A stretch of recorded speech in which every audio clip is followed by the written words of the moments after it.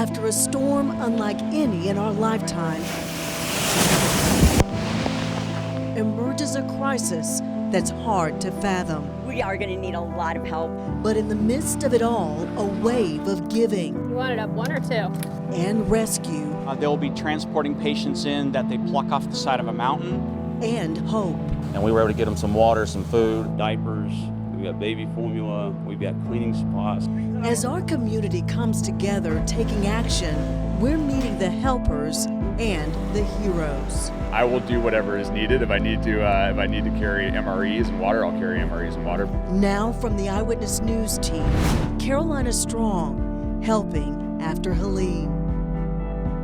I do want to thank you for joining us tonight. I'm Scott Wickersham. I'm Erica Bryant. It has been a long time since we've seen a storm as devastating in the Carolinas as Helene. But we're also seeing so many strangers helping strangers, everyone coming together as one community. It's what we call Carolina Strong. Let's begin with a quick update on the relief efforts tonight. President Biden toured the area today, announcing 1,000 active duty troops are being deployed to help out. And tonight he announced a 100% federal cost share for North Carolina. Now that means the government will cover all of the costs for the emergency recovery work for 180 days. FEMA is also offering free temporary housing to flood victims. But tonight, emergency crews are still searching for missing storm victims. And there are so many people still unaccounted for, including a local teacher. Kim Ashby disappeared when her home in Avery County got washed away. Channel 9's Hannah Getz spent hours with a rescue team from Rowan County as they tried to find her. Oh my God, look at that. You can see how easy it is for a house to get swept off its foundation. Just 60 miles northwest of uptown Charlotte, parts of Avery County sit in ruins. We're going back over into another road that's been washed out. Tucked away in the hollers and hills are some of the most rural communities, now stranded by the devastation. I don't know that there's words for this. Without seeing it, it's hard to explain other than just sheer devastation. Our day searching for a missing school teacher led us to this point. Crawl under this. Hiking through some of the toughest mountain terrain with the Rowan County Sheriff's Office search and rescue team, looking for any sign of Kim Ashby or any others who need help. But the trek to this moment started hours earlier with a briefing at the Avery County Emergency Operations Center. Flow yesterday on the river. What was the flow like? Oh, it was moving.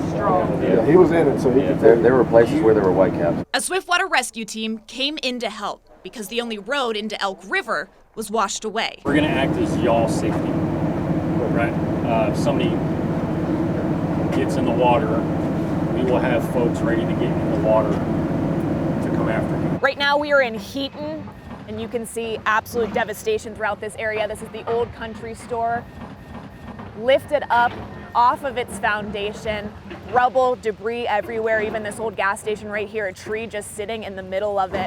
What we're seeing right now is crews starting to get to work on some of the cleanup. You have the excavators and the heavy machinery out here digging up the roads, pushing the rocks off the side so people can start to get in and out. Right now, we're waiting for more crews to show up. We're going to start to head up the mountain and try to locate someone who's been missing for a few days. We're holding on for dear life. We drove up the mountain with Rowan County Sheriff Travis Allen. This is the scary places. How weak is this up under here? Maneuvering our way through the crumbling roads. Cutting our own path in some parts. Are they bringing her up on a side-by-side? Once we got to the top of the mountain, we switched to all-terrain vehicles to take us down to the other side, passing whatever and whoever is left. Even the animals are looking for dry ground. The last couple days, these operations have turned from rescue to recovery. Now, days after the original flood, difficult truths were starting to set in. It's sad and unfortunate that some of these people may never be found. But the Rowan Search and Rescue Team is not giving up on their search for Kim Ashby. We hope she's okay. We know she's scared, and we just want her back home. Ashby's daughter says Ashby and her husband Rod checked on their Riverside home Thursday, but the floodwaters quickly came Friday, and before they could get out, the water picked up the home seen right here and carried it down the river. This rubble is all that is left. Neighbors say they saw the couple holding on to the roof of the home as it flew down the river, rounding bends before it hit something and broke apart. Rod, was found alive the next day 2 miles away. Kim hasn't been seen since. And that's who we're looking for right now. Okay. This drive along the river follows the path of the house before it crashed. It's also as far as our ATVs could take us. Before crossing the river, we saw down lines and a trailer 20 feet up in the trees. Everything these people once had, surrounded by destruction. Yet somehow those who are left, like Buddy Davis, aren't losing hope. It ain't been no party, I tell you that. We just have to take it as it comes. Oh, it hurts you. Yeah, it hurt the whole community. Right off the edge here. Just don't.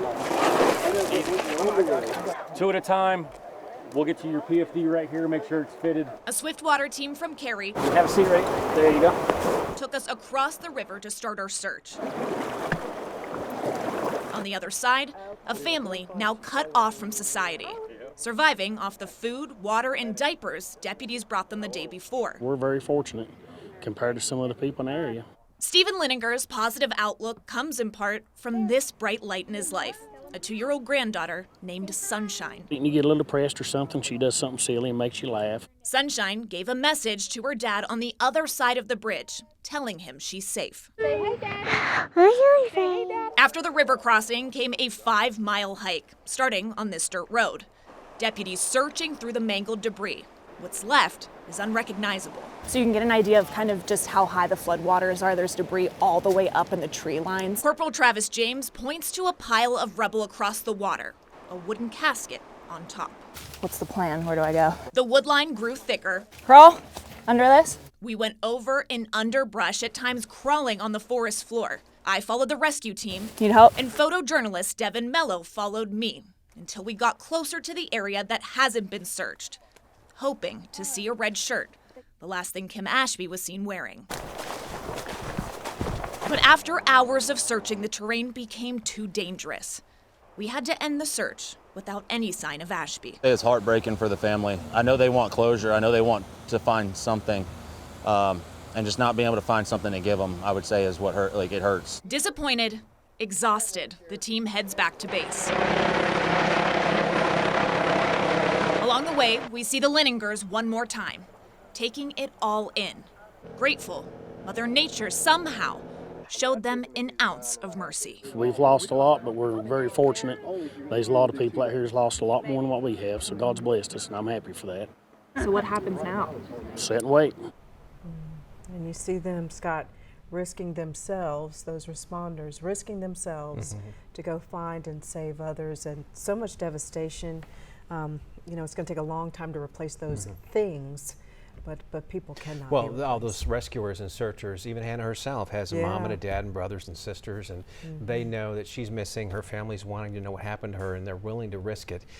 And you see how difficult it is, just a tangled mess of, like they say, Lincoln logs, trying to get through that. This is a difficulty our rescuers are having in the very rural areas. And they are so very persistent, they will not give up looking. Want to have a big thank you to our Hannah guests and to our videographer, Devin Mello. Long days. Yes, very long days, back to back, for capturing the work of that rescue team, trying to find that woman and any other survivors. This is just one snippet of all the people across the state, across the country, who have come to Western North Carolina to try to help out. In fact, over the past week, we've heard one question over and over from our viewers: what can I do? Not everybody can go up and paddle across a stream or climb through a trail, but you can donate to the Red Cross and direct the money to the Hurricane Helene Relief Fund specifically.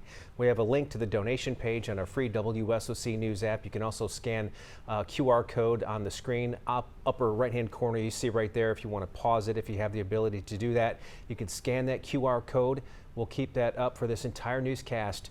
That's a link. You can be assured the money will go into the right direction. Now, a team of doctors and nurses from Charlotte are in Western North Carolina tonight as well. We're going to take you inside their mobile hospital to see what the team is able to handle as far as injuries and worse. Plus, volunteers stepping up to collect the things people need in the flood areas, what they can't get themselves. Meet one of the first people to jump into action. And helping victims of Helene, instead of beer, workers at Noda Brewing are busy canning water. We got to work quickly. We had 20 barrels of water already. Actually, everything has to be done by hand. Like we're picking cans off by hand, packaging them, and then our goal is to get 3,200 cases of water to Western North Carolina. Birdsong and Triple C donated some of those cans. Noto Brewing plans to work with breweries in the mountains to get that water up to those communities that have been cut off.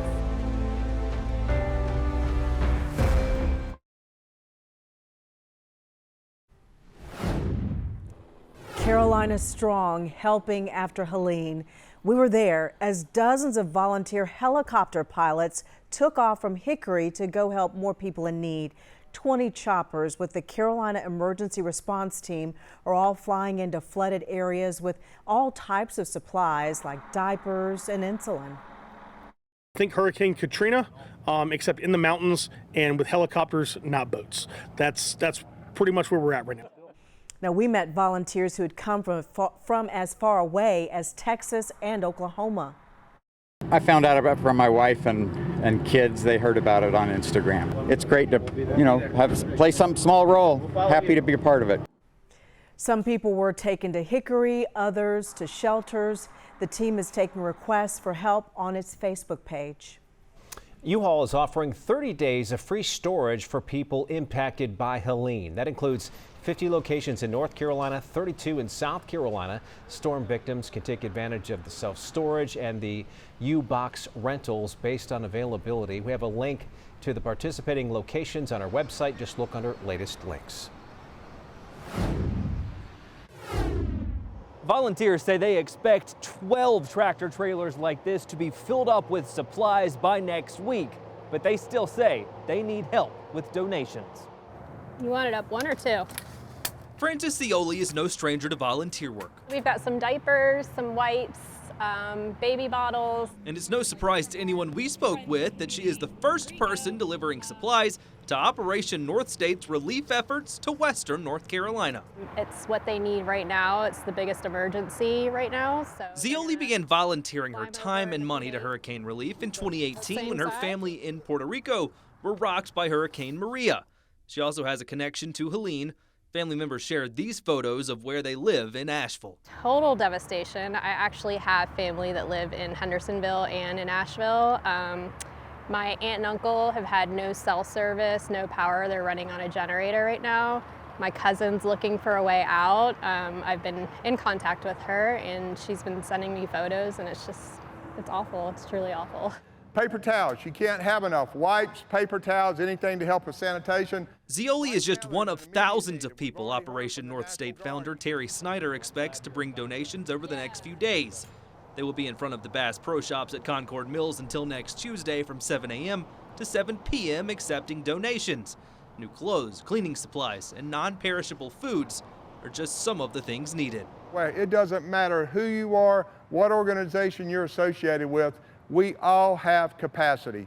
You can shake a hand, you can say thank you, you can stroke a check. The National Guard is telling volunteers some of the most needed supplies are diapers, formula, and food for toddlers. Reporting in Concord, Eli Brand, Channel 9 Eyewitness News. Now we know seeing the devastation on television, on your phone, and scrolling on social media can be overwhelming. Ahead, a psychologist helps us to understand how to process all of that. And a mobile hospital deployed to the hardest hit areas of Western North Carolina will show you what's inside. Well, several volunteers in Gaston County are taking time off work to help these victims. A grassroots effort that has turned the old Belmont Middle School into a warehouse full of donated items. Volunteers from churches and businesses are driving the items to the communities where people are stuck. Many of the volunteers have connections to those very neighborhoods. And being down here 2 hours away, going home to our comfy beds and our animals and our families, we needed something to do with our hands. They originally thought that they would send a couple of truckloads, but donations just kept coming. They've made trips over 2 days now, and they say the donations are still flowing in.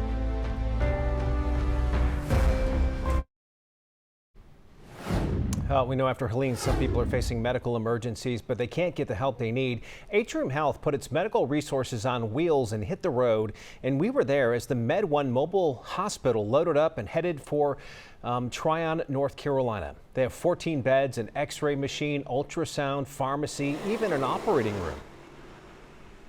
Anytime we can get closer to the people in need, it's better for us, it's better for them.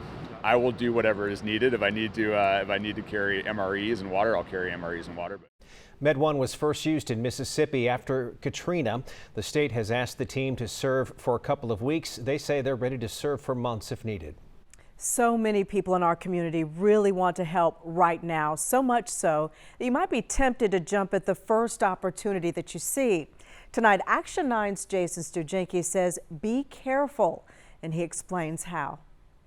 I know the feeling, you want to donate right away and help people, but sometimes make sure you take some extra time on the front end so you don't regret it on the back end. So watch out for groups that solicit you out of the blue.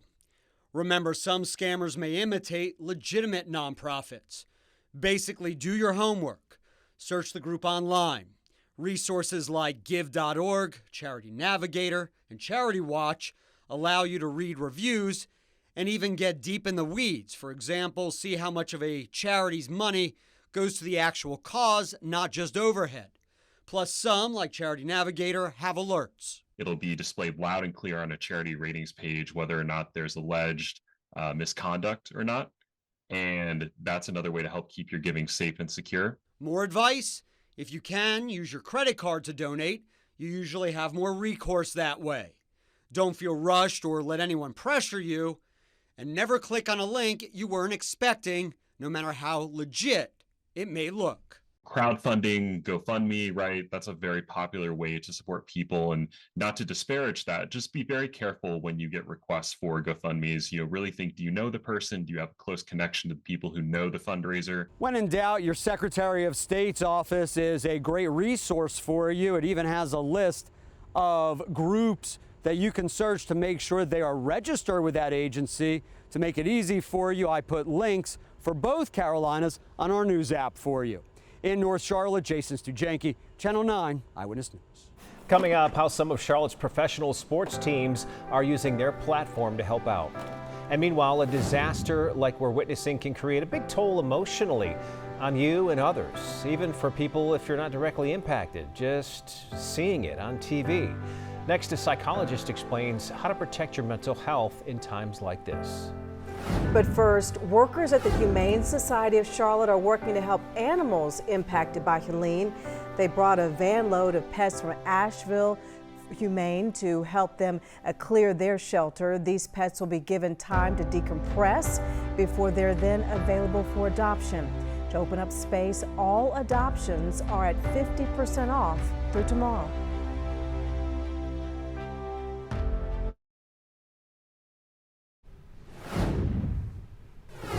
Living through the devastation of Helene can take a real mental toll on storm survivors. To those of us who are just seeing it on TV, it can also be disturbing. Channel 9's Deneige Broom spoke to a psychologist about how to protect your mental health. I'm here with Dr. Jeanette Bennett from UNC Charlotte, really to break down some of the mental health issues that could come out of that. Thank you for joining us. So, Dr. Bennett, let's start with just the toll that we obviously know so many of these victims are dealing with. How could that impact their mental health? That's a great question, and I think one of the things that's hard as people, if you're in Charlotte watching all of this, is to realize that their reality is devastation and trying to regain safety and some of the basic things that we have met in our lives here, right? So running water, electricity. So that's their primary need right now, is to regain those things. And I know there's a lot of efforts going on to bring food, to bring power and water to them. So that, I think, is probably the most pressing thing. And then also, so that building that safety is going to be really important. But then the other piece is then to start assessing, where do I go from here? What was the damage? What was the financial, but also the emotional, and that's just the havoc, and giving themselves space to be able to experience that. Because right now they're probably in go mode, right? let's react, let's fix, let's address, let's be dealing with the problem head on, and may or may not be actually attending to some of those more psychological or cognitions that come with devastation like this. Once they move out of survival mode into this next phase, which will take a long time, how could some mental health challenges present themselves? Yeah, I think one of the things that people should be aware of as they're kind of experiencing this is reactions are not predictable, and an individual's past experiences are really going to influence how they experience this process. So if they've had an experience with flooding before or other types of severe natural disasters, they're probably know that they're going to get through this, so it's going to be an easier experience for them. However, if you've never experienced anything like this, I know it's been over 100 years since this area has been hit this hard. The people don't have, if they've lived there all their lives, don't have that experience. So it's more of a vicarious, do you have people close to you who've experienced something like this that you can maybe help you understand? Otherwise, it's a very new stressor and a very new kind of chronic phase they're going to go into, and having the challenges of rebuilding, right? One benefit we have as humans is we are resilient. We're all here because we had ancestors who were resilient in their environments. So I think that's a piece that maybe if some people feel that is helpful to hear, that they will be and are resilient, and maybe that's a focus that they can have as they continue through this process. If, say, a survivor is having difficulty sleeping, or they notice they get out of breath, could those be some potential signs of anxiety or just their body reacting? Yes, I think so. As a stress researcher, I look at how the whole body responds. So yes, there's the cognitions, right? The anxieties, the fears, will this recur again? Weather is weather. We have no control over that, right? It's unpredictable. So there's those cognitions, but then those are embodied. Our body then feels them with the racing heart, maybe upset stomach, maybe not being able to eat as well. When you do get food, right, and have those options, headaches can develop, things that really experience kind of that stress in the body are all kind of physical symptoms that are intrinsically linked to the way our brain and mind is functioning. So yes, sleep is usually one of the first things that can be more difficult to maintain a healthy sleep cycle in a space like this, which will be really important as you're trying to heal and recover from this process. Even for those of us who haven't been on the ground, we see all the images every day at this point. What kind of mental health issues could people be experiencing who actually didn't lose anything? Yes. So there is depending on the person's level of empathy, there may be very strong empathetic responses of feeling the experience that they project that the others are experiencing, right? Because I have not talked to anybody in this environment personally, but I do know that there's a lot of, I feel for them, right? My heart, and I'm trying to figure out what I can do here to support the efforts that are going on.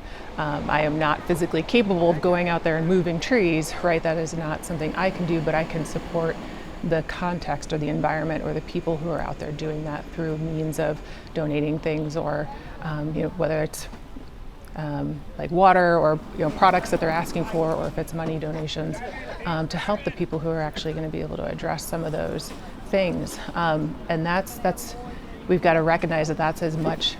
People have to reflect on what can they do at this phase, right? And I think if people are really struggling with the images, turn them off. I think that's probably the easiest solution, is to not expose yourself to it. However, sometimes you get stuck into that. You want to know, right? There's a part of us as humans are very information seeking, especially in times of distress and uncertainty. So I would say if you can't turn it off, maybe start to reflect on how maybe you're grateful that you're not there, and focus on some of those. Change the script, maybe instead of doom scrolling, change it into being like, man, I am so grateful for I have water, I have electricity, I can go to my job today. Those are things that people can't do right now in Western North Carolina and the other areas that are affected. So, really great advice as we all try to move forward here. Thank you, Dr. Bennett. You're welcome. Thank you. NASCAR and Charlotte Motor Speedway teaming up for a different kind of drive, the items needed most in Western North Carolina. And we will show you how local athletes and pro sports teams are also working to help the storm survivors. But first, helping after Helene. A plane normally used for skydiving flew into hard-hit areas today. This Cessna Supervan is owned by a Skydive Carolina in Chester. It doesn't have any seats, so there's a lot of room for supplies. Today it delivered supplies to several areas, and the owner, who is originally from Asheville, says more trips are coming.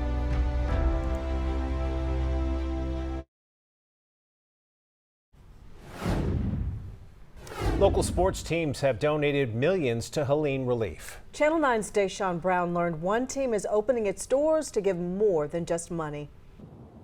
Between the pro sports organizations in our region, they've already committed at least $5 million. To add to that, 2311 Racing here in Huntersville opened its doors for the community to donate essential items like diapers and formula.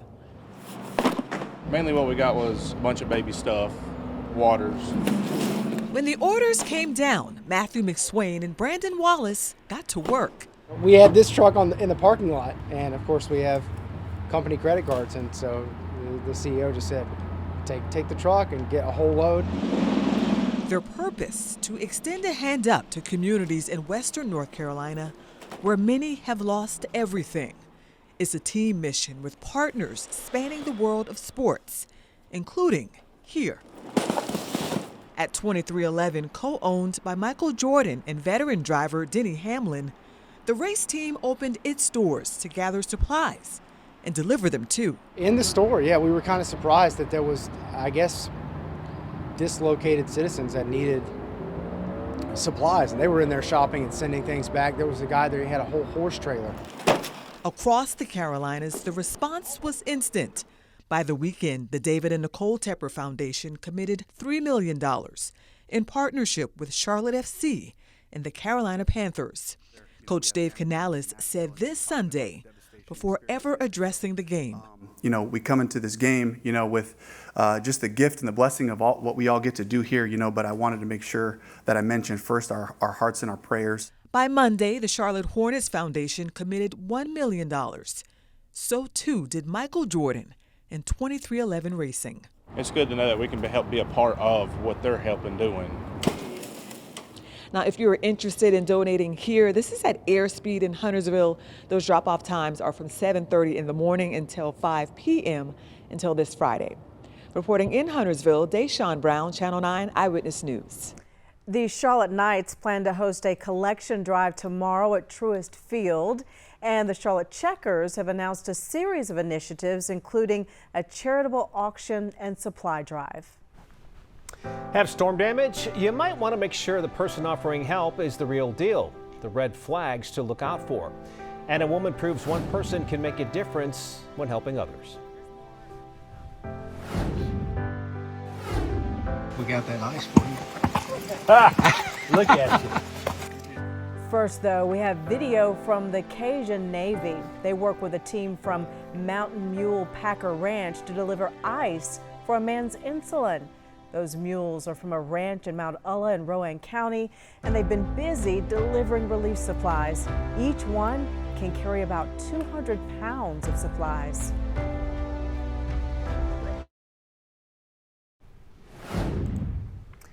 Amid Helene's devastation, we continue to hear all these stories of heroism, people setting aside their own damages and concerns to help others who are stranded in the high country. Channel 9's Eli Brand met a volunteer who's spent the last few days doing everything that she can to help.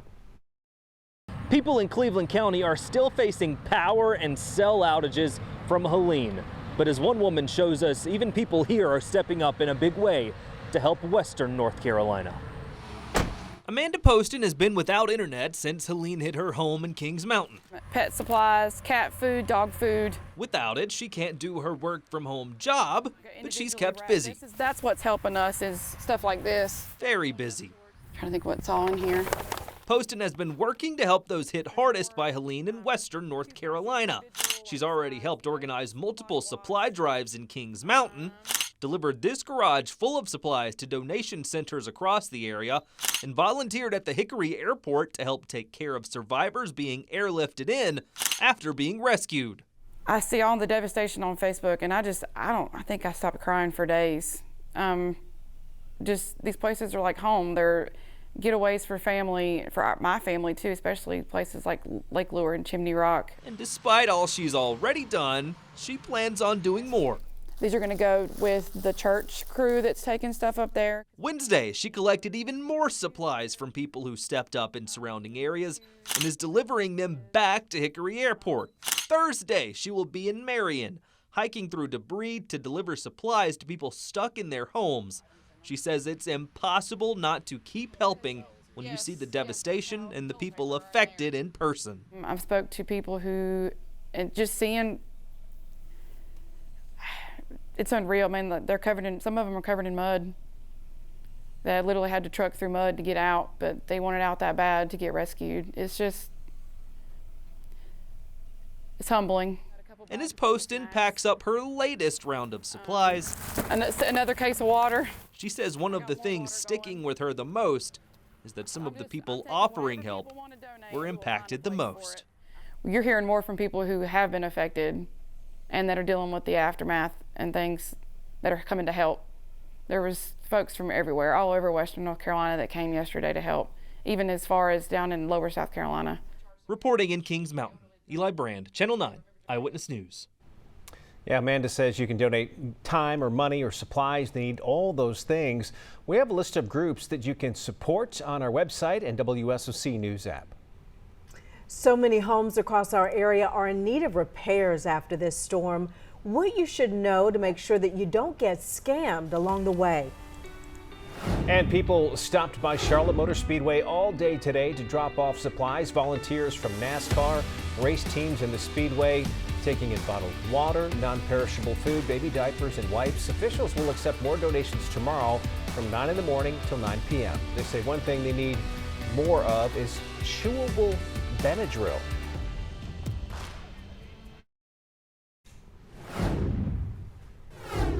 Across our area, have you seen many homes have extensive flood damage? If you need to hire help, Action 9 wants you to be careful who you hire. This is where I tend to see a lot of problems, especially if you're in a hurry to hire someone. So make sure you do this for me. Watch out for any contractors who come to your door out of the blue, and make sure the company you're considering specializes in restoration and mold remediation. How do you do that? I put a link on our news app for you. And remember my general rules for hiring any contractor. Don't rush, have a contract, make sure it spells out when the work will wrap up. Don't pay the full amount up front, and use a credit card if you can. You usually have more recourse that way. In North Charlotte, Jason Stujanki, Channel 9 Eyewitness News. Up next, making sure people who survived Helene can still have their voice heard in the November election.